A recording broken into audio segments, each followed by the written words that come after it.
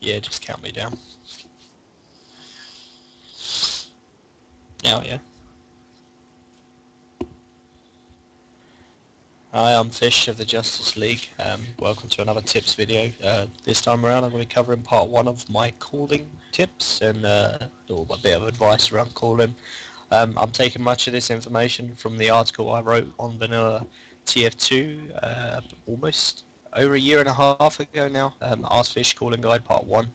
So some of the information is from there. So just quickly to start off, who should call in a team is quite an interesting question. Ideally, the medic is well placed to call, but it doesn't have to be a medic that calls, because a medic has as much to do as everyone else. If you're not going to use a medic, ideally maybe a pocket soldier or a demo man should be the sole main caller. It will work in a lot of teams if you have sort of 2 people main calling.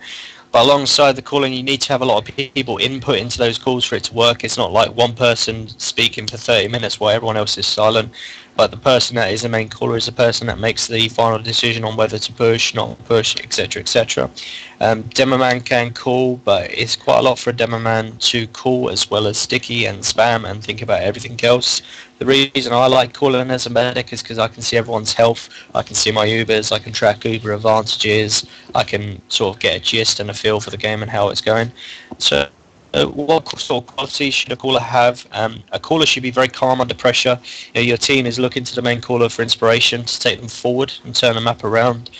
When a map's not going your way, you need to find the right words to say to your team. If you're 4-0 down, my advice to you is to kind of be able to say something to them. Even if you just take the midpoint, be very encouraging that you've taken the midpoint and try to build from there. Teams will start to lack motivation, and 2-0, 3-0 quickly turns into 5-0. Whereas if at 2-0 you turned it around and got to 2-1, you could potentially go on and win that map. And motivation, and obviously that takes quite a big part in TF2. If you're not feeling motivated, your team don't believe they can win. Be clear when you're calling. You need to be clear about what you want to say. You need to say as few words as possible while obviously describing what you need to do. You need to pick out the right information. So push left, one soldier right is the right information. You don't be saying, right, demo man, soldier, scout, you come over to the left side, we're going to push the left side. Okay, roam soldier and the other scout, you go right side. Can you watch out? That's too much information, and a call needs to be quite quick, quite simple. A caller must be able to listen and digest information. Everyone's going to be throwing you information. You can have the final say on anything, but you need to digest the information given to you quickly. If your demo man's hitting them for 50 damage, 100 damage, you need to make a decision quite quickly to move your team in and support that damage. If not, your demo man's going to be out in the open. He's put out so much damage, they're red health, they've fallen back, and potentially you've lost that situation where you could get onto them and win that point. You need to be decisive. If you want to do something, do it. Push a point, cap a point, get a pick, fall back, whatever you want to do. Be decisive. Don't think about it. Don't delay your decision. Don't delay your team. If you said, right, push, you need to push. It's not a case of, oh, shall we push, guys? What do you think? Oh, they're 1 down. I'm not sure.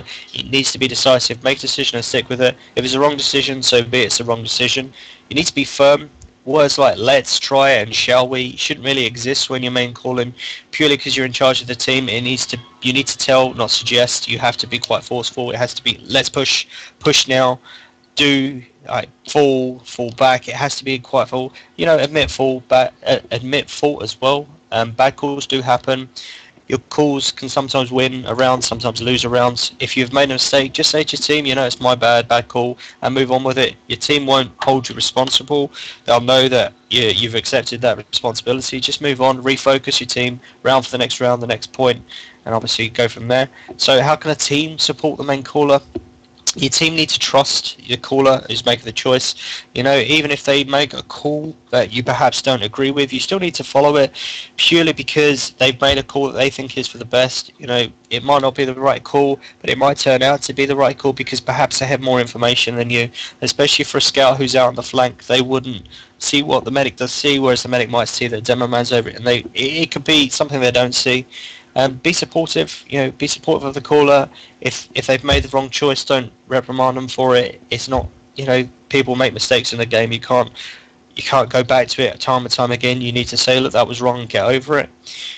React to your calls. You need to react to the calls and do it at the same time, otherwise it's not going to work. If a team doesn't push on a push call, then it's never going to work, because 3 have gone forward, 3 have gone back, 3 are on the point, 3 are defending. It's never going to work. You need to work as a team of 6. Comms are really important in TF2. I'll have another video coming out at some point about what sort of comms are useful. Comms need to be right. You can't have 6 people in mumble yelling at each other where the information isn't going through, the right information needed. Respect each other, respect what the caller's doing. He's going to make mistakes. Respect them enough to let it pass and move on. After a game, talk with them, input or advice on how it could be done different, and give each other constructive feedback. Don't be afraid as a team to give feedback to each other.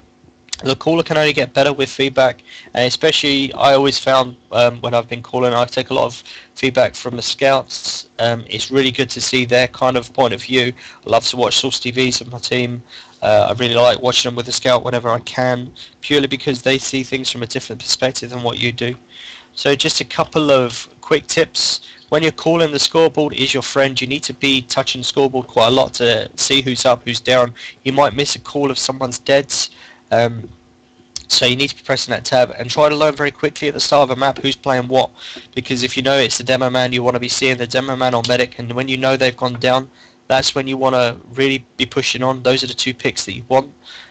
You need to position your team right. You need to get out the right positions. Have a look through maybe the map videos that I've done. Have a look at what positionings, and take your team on a server, spend 30 minutes on a map, and decide where to position when we're doing this. What we're going to do when we've got Uber disadvantage and Uber advantage, where we're going to push from, what do we want to achieve. Again, Ubers have been covered in the Uber video. Rage is an interesting thing in game. You get some people which can get quite angry in a game. It's not always a good thing, it's not always a bad thing, it depends what sort of thing it is. If it's said at the right time, then perhaps it can refocus the team.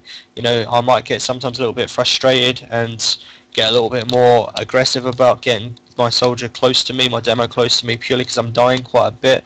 But shouting at each other over wrong things, over things in-game, is really detrimental to the team. Just leave it to one side, and if it needs to be dealt with after the game, deal with it. We all enjoy the game, we all want to win, so it can get a little bit emotional sometimes. Just resolve it outside of a game, have a conversation about it. Something I use sometimes is sort of risk against reward. I kind of like that saying in TF2, is the risk you're taking against the reward of what you're trying to get from it. So if I risk a roam soldier to try and pop the medic, the reward is an Uber advantage against a soldier down. But if I was to commit 2 soldiers, the risk of that is 2 soldiers down against a popped Uber, which would probably not be able to hold even with my Uber with just a demo man. So it's about how much risk you take for the rewards. Trying to push 3 people in and losing all 3 of those, where's it going to leave you at the end of the day? Try to think on that. Just really think about the risks you're taking against the rewards you want for it. Is it really worth risking your team to try and defend a point like CP2, when it's much more beneficial to fall back, hold last and push out from there? Don't be afraid as a caller to lose a point and build back from the next point.